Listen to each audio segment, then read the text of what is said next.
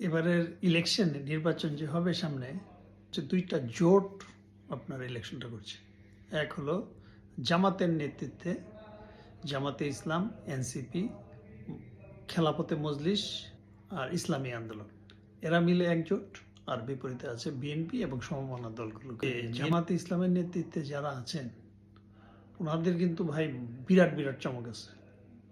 এক হলো আল্লাহর আইন, মানে সৎলোকের শাসন চাই, মানে ইহকাল পাইলেন।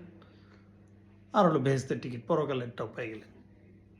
আর পীর সাহেব তো কোনো কথাই নাই, এক হাতে দিবেন, দুই হাতে সব মুক্তি, সব সমস্যার সমাধান। আরেক হাতে আর কি সব সমস্যার সমাধান, দুই হাতে না। আচ্ছা, কিন্তু এনসিপি হলো আপনার এই আন্দোলনের একমাত্র দাবিদার, ওরা হচ্ছে একমাত্র মালিক এনসিপি।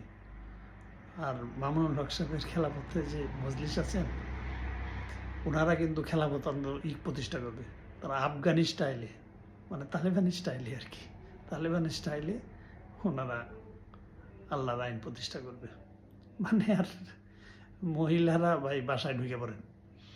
আর বিপরীতে বিএনপি যা করছে ধানের শীষ নিয়ে, ওনারা কে পারবে?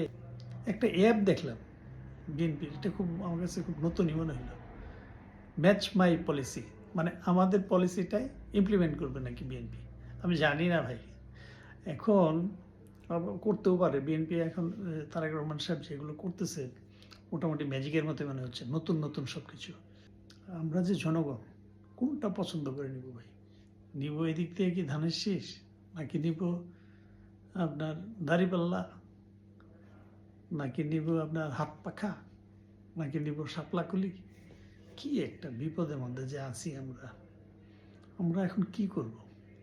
সব তো লোভনীয়, ইহকালও দরকার, পরকালও দরকার, আবার আমার মতামতও দরকার। কারণ আপনারা চিন্তা করে দেখেন, আমার তো ভাই মাথায় কিছু খেলতেছে না।